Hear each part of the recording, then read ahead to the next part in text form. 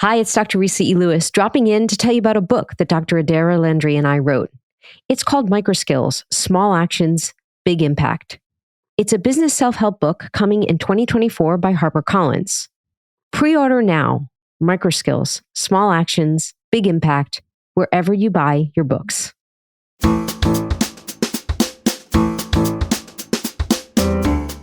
We have to pull that curtain back. We have to know what we're doing because our patients are relying on us. They're, in the best of cases, they're trusting us with their lives in every facet, not just their health, but their financial health and their financial future and their family's financial future. I mean, some of the stories I go into have widows and widowers working in hospital laundries for no pay in order to try to work off their debts. Like these are crazy things that patients are made to go through. And even if we're not the ones directly doing it, like, we are the face of medicine. We are the trusted voices, we hope, and we got to earn it. And in order to earn it, we have to know our medicine. We have to know, what antibiotic to prescribe. We have to know what test to administer, but we also have to know how to keep our patients out of harm's way. This is the Visible Voices podcast. I'm your host, Dr. Resa Lewiss. In today's episode, I'm so glad to bring you my conversation with Dr. Luke Messac. Luke is an emergency medicine physician in Boston. He practices at Harvard Medical School and the Brigham and Women's Hospital. He's also a historian, and he's an author.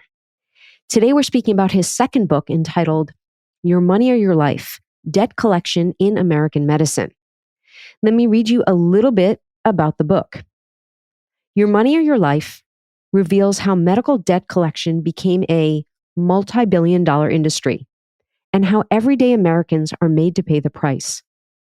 Luke weaves patient stories into a history of law, finance, and medicine to show how debt and debt collection are destroying the foundational trust between doctors and patients at the heart of American medicine. This fight to stop aggressive collection tactics has brought together people from all corners of the political spectrum. But if we want to better protect the sick from financial ruin, we have to understand how we got here. And Luke walks us through how we got here. Now, Luke came to me through two friends, Doctors Allison McGregor and Jay Baruch. And it turns out, I'm not sure why Luke and I had not met previously. We have a lot of geographic mapping. We both have spent time in Philadelphia, Pennsylvania, Providence, Rhode Island, Boston, Massachusetts. Let's get to the conversation. How are you different having written this book? I think a little more grizzled in terms of the work I am doing. I still have probably a fair dose of idealism about what medicine is, what it can be, what it should be, but it's kind of peeking under the hood and seeing what happens after we care for patients and what they are made to go through if they can't pay their bills has been really difficult to stomach, but also I think necessary, because I don't think my blindness before to what was going on with patients was a good thing. I don't think it's good for us as physicians. I don't think it's good for our patients to not know what goes on after our encounters. So I feel like the scales have fallen from my eyes, and it was a rude awakening, but one that I needed. Yeah. I took notes as I read, and I felt as if you tore the scab off the wound that is medicine, and not in a bad way, in a good way. And to reassure listeners, I loved this read. The book is so well written that I was able to fly through it. I comprehended all of it. And I really have to say that I loved some of your use of words. I'm a big word person. Draconian was used, paucity, dunning, paper tiger, some really good stuff. Nice work, doctor. Oh, thanks. I mean, I love words too. I mean, I feel like the good turn of phrase is worth so many explanations that are just, rote and boring. My favorite authors are people like, George Orwell, Kurt Vonnegut, people who can tell the most dreary or sad stories in ways that sometimes make you laugh, sometimes make you cry, but always keep you interested. So I did try to do that, and I think I also tried to incorporate a lot of characters. This is the world of debt collectors. This is the world of patients going through it. This is the world of anarchist activists really trying to change the way medicine is done. So I do think there are some interesting kind of unforgettable characters in this story that I hope to introduce people to. You perfectly set me up to talk about some literature. I too am a fan of Kurt Vonnegut, and one of my favorites is Mother Night. And the lesson of Mother Night is we are who we pretend to be. So we must be very careful who we pretend to be. And that ties in perfectly with this because you and I have both had this experience as emergency physicians, trying to convince a patient to say yes to a test, trying to convince a patient that they do need to stay in the hospital when they're telling us, no, I got to go. I can't afford this. I don't have insurance. And we were not completely educated. And I'm in with you on this, which is partly why I really love this read, because I think when, as a physician, as a healthcare worker, you realize the way the system is set up and what it does to people who cannot afford to pay their bills, you feel nauseated. It makes you sick. You feel ashamed. There's betrayal. Now, listeners, don't worry. This is not all negative emotion, but all of it. You're like, I can't believe there's a wizard and it's just a man behind that curtain. Yeah.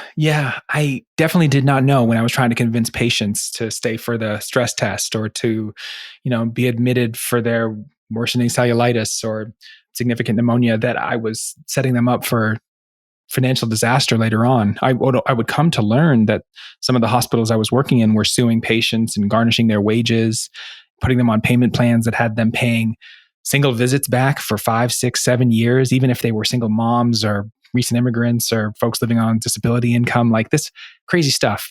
I didn't fully realize it, but we have to pull that curtain back. We have to know what we're doing because our patients are relying on us. They're, in the best of cases, they're trusting us with their lives in every facet, not just their health, but their financial health and their financial future and their family's financial future. I mean, some of the stories I go into have widows and widowers working in hospital laundries for no pay in order to try to work off their debts. Like these are crazy things that patients are made to go through. And even if we're not the ones directly doing it, like we are the face of medicine. We are the trusted voices. We hope, and we got to earn it. And in order to earn it, we have to know our medicine. We have to know, what antibiotic to prescribe. We have to know what test to administer, but we also have to know how to keep our patients out of harm's way. You famously share a story about Margaret Atwood talking about medical debt.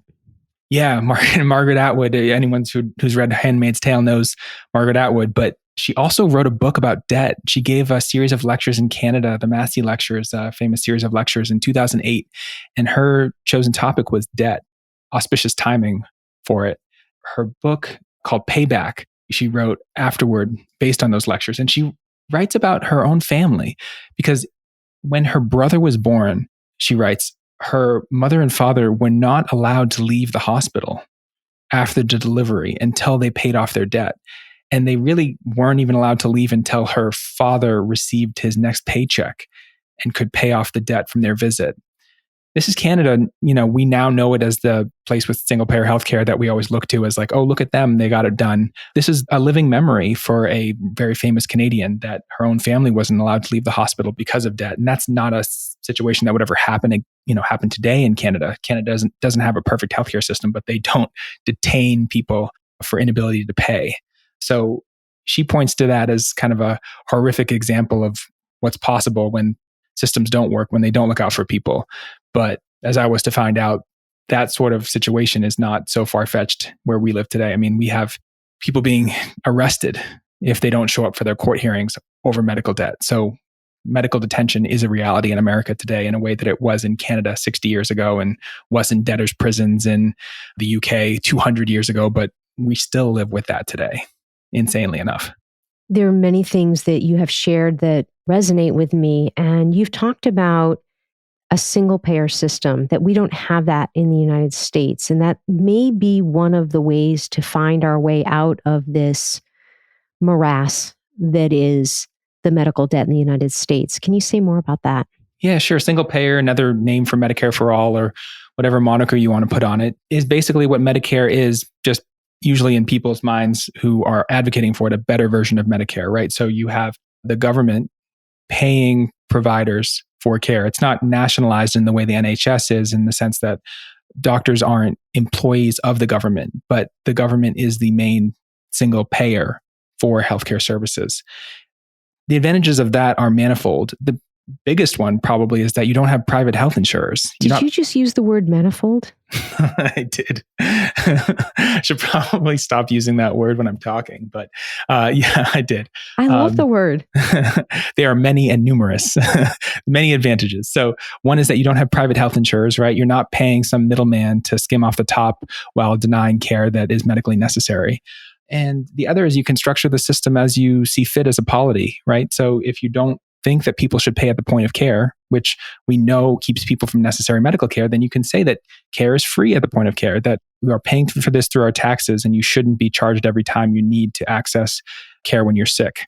So, other countries have single payer healthcare systems. Some other countries have devised ways to reach universal healthcare with some interesting mixes of public payers and private payers. It doesn't necessarily have to be a single way, and there's probably going to have to be a stepwise fashion we get to a better system given the system we have now. But single payer is to me a North Star, a way to cut the middlemen out of medicine to get a more rational, more caring system that doesn't cost nearly as much and gets you much better outcomes. I'm Dr. Resa Lewiss, dropping in to tell you about a book that Dr. Adair Landry and I wrote. It's called Microskills: Small Actions, Big Impact. It's a business self-help book being published in April of 2024 by HarperCollins. We believe every future goal, complicated task, and healthy habit can be broken down into simple, measurable, and tiny skills that you can practice and then excel by removing obstacles, overcoming assumptions, and maximizing your potential at work and in life. You can pre-order it now. Go to bookshop.org, amazon.com, or wherever you buy your books. In the book, you walk us through this history of medical debt, paying for medical debt, the initial relationship between, we'll say, physician and patient, and how debts were settled to where we are today. And again, it's very comprehensible, it's very comprehensive. And part of the reason why I think it's so readable is you share stories, and you've alluded to some of these stories. I want to ask you about your voice. Here on the Visible Voices podcast, we're curious about people's voices. And so, Luke, I'm wondering, when did you realize you had a voice? In this case, your voice to tell this story about medical debt in the United States. And when did you start using that voice? Well, I started out being interested in medicine because I was interested in global health. I was specifically interested in the fact that so many people were dying of diseases that they didn't need to die from, relatively simple treatable diseases. And in college, I was involved in AIDS activism. We were protesting against the US government for trade agreements that extended the life of patents in poor countries in ways that we knew would hurt people. We were protesting drug companies that were denying people access to necessary medicine. And we were acolytes of, of Paul Farmer, a teacher of ours and someone who I ended up working with as a research assistant and consider a mentor, as many did. And his example of how to be a physician and really care about the medicine and to know the medicine inside and out, and to write about patients in ways that were respectful and deep and meaningful and understanding of history and political economy and context was super powerful for me. I mean, reading Infections and Inequalities, AIDS and Accusation, Pathologies of Power, I remember tearing through these books. It was a winter break in freshman year. I basically sat in bed and read all of his books at once. And I was a changed person. And in some ways, I kind of wish that I could get back to before that time sometimes, because not knowing so much of the pain of the world can be like a burden lifted. But I wouldn't go back. I wouldn't go back because I think that knowing it and being in community with people who care equally or more is just such a powerful feeling, and having a purpose in life was really possible after that. And so he was always a great example for me. But I met so many people through him and through that work, through global health, that I still call friends and still call family. So that was really the moment. Our next episode will be about books that forever changed us. And had we not read them, we wouldn't have had our eyes open, because once our eyes are open, they can't be closed. You can't unsee it. And that brings us resoundingly, I want to use that, to the focus of the book, which is medical debt. So one of the ways that your eyes were opened and perhaps maybe started your using this voice was your experience in residency. You and I have a lot of geographical mapping, Boston, Providence, Philadelphia, but this story started in Providence, Rhode Island.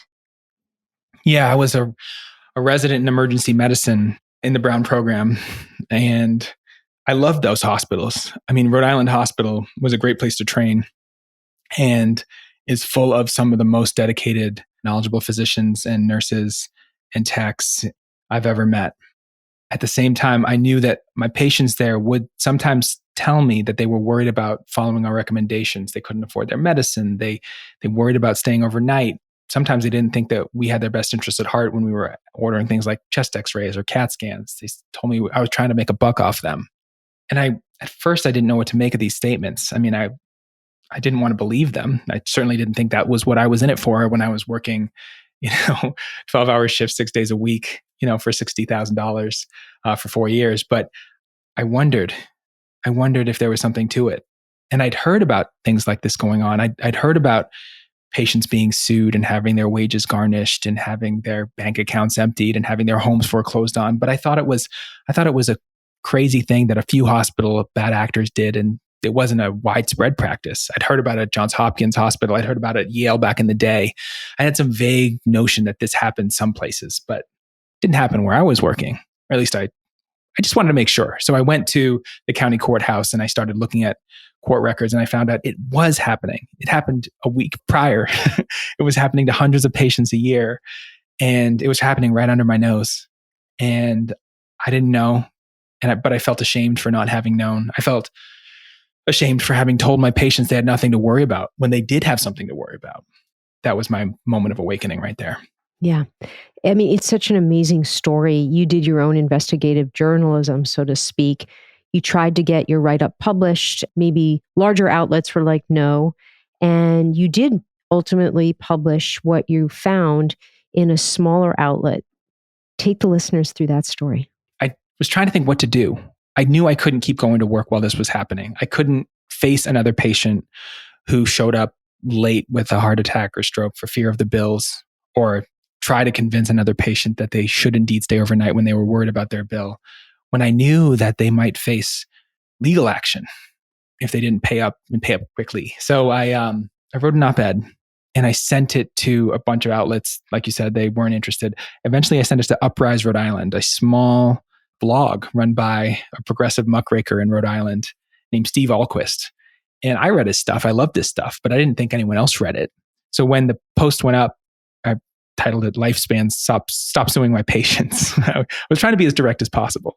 I figured it wouldn't make much noise, but that night I got a call from my boss in the hospital who told me that her bosses were telling her that I had some meetings that I needed to sit in on. I had some folks I needed to talk to in the C-suite. And I did, and they initially told me that I was wrong, that the hospital wasn't suing patients. I showed them the court records, and they eventually, to their credit, they reversed course. They severed ties with their debt collector, and they dismissed the cases, which I was happy to see. But the fact that the folks who I thought should know didn't know, and I believed them that they didn't know, I still do, that was a revelation to me too. Like, what is going on? What is going on that I didn't know that we were suing patients, that they didn't know that we were suing patients? And as soon as I brought it up, at least in a public forum, they were willing to stop it entirely. Like, that should tell us something. There's a weird thing going on where, like, we believe we're doing something that is wrong, that we're all being deluded or deluding ourselves. And so I needed to stop deluding myself, but I also wanted to help figure out, how did we get here? How did this happen?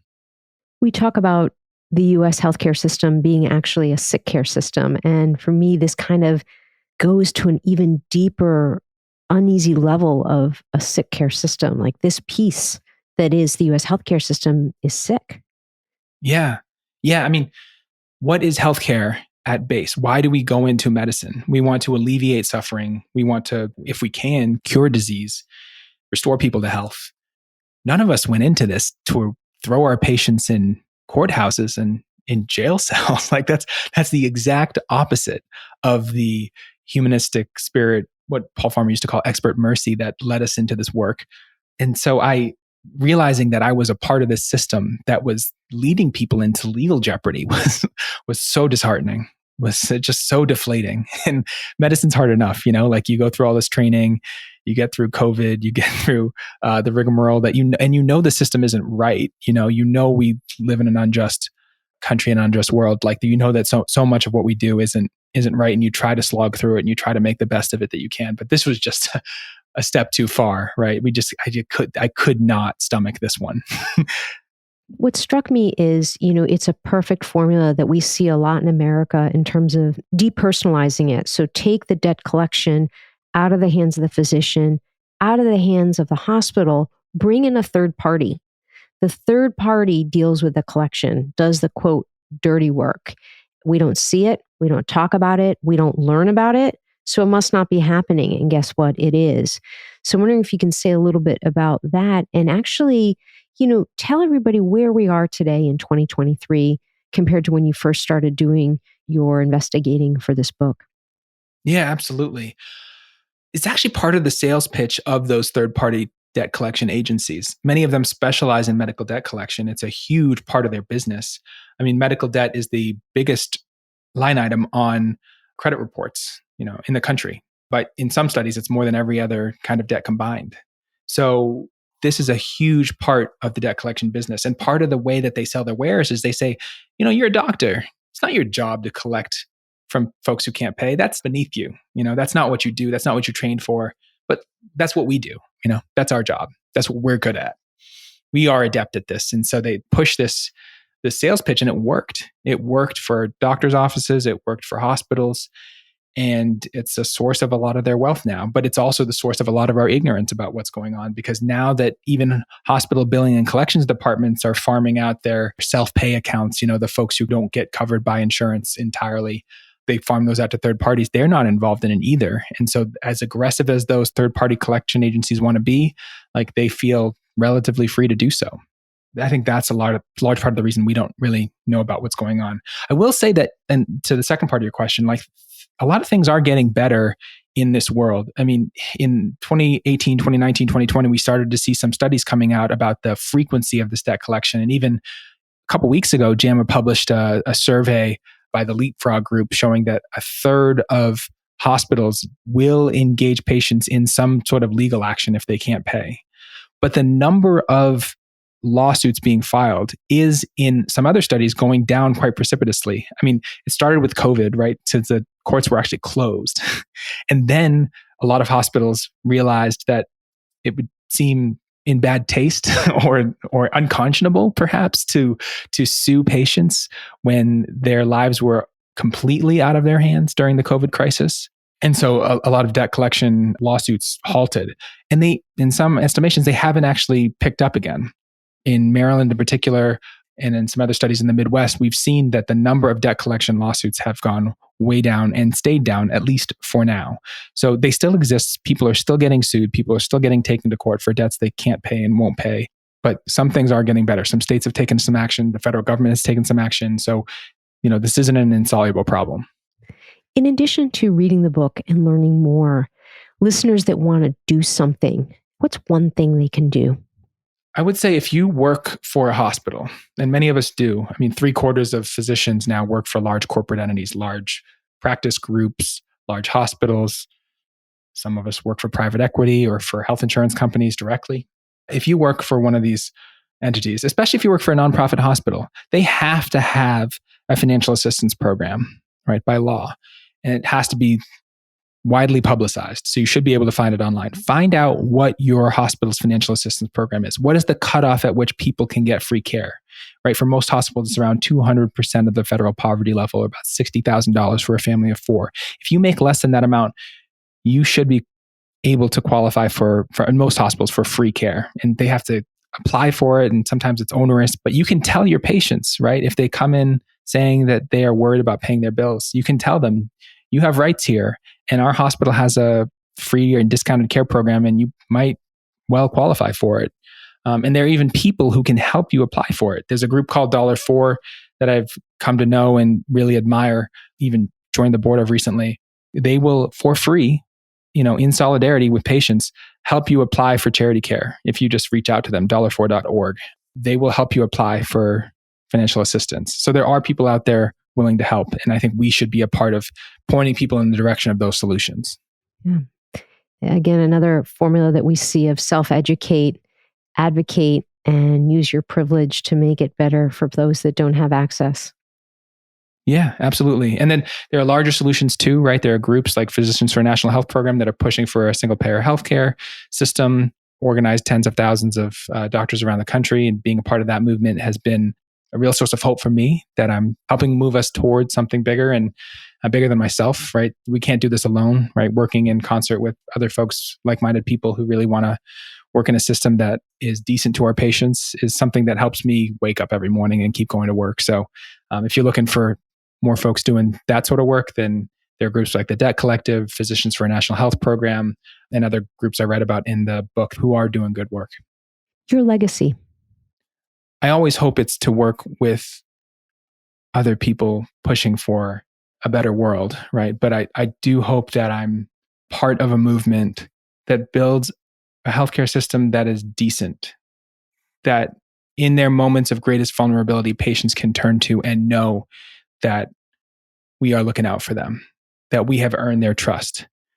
And right now we're not there. We're not even close, but I do hope I'm part of moving us in that direction. The Resa Wrap-Up. Special thanks to Dr. Luc Messac for joining me in conversation. Thank you so much.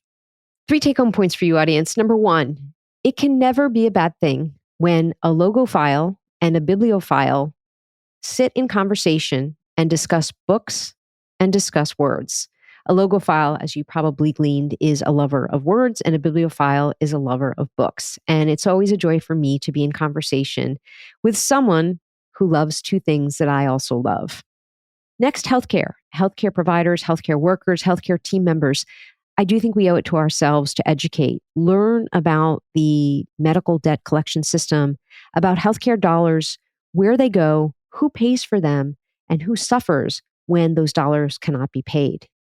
And finally, for those of you that like a really good read with really good stories, with aspects that you will certainly relate to because all of us interface with the healthcare system, please pick up Luc's book, Your Money or Your Life, Debt Collection in American Medicine. It's a fantastically written book. It's a good read, and you will learn about many aspects of the history of medicine in our country. That's all I have for you this week, audience. See you next time.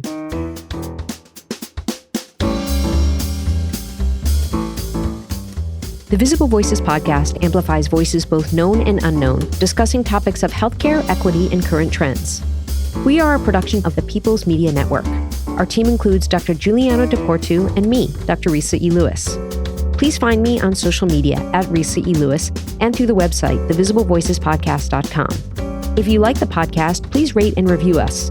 Share the podcast with a friend today. Thank you so much for listening, and as always, to be continued.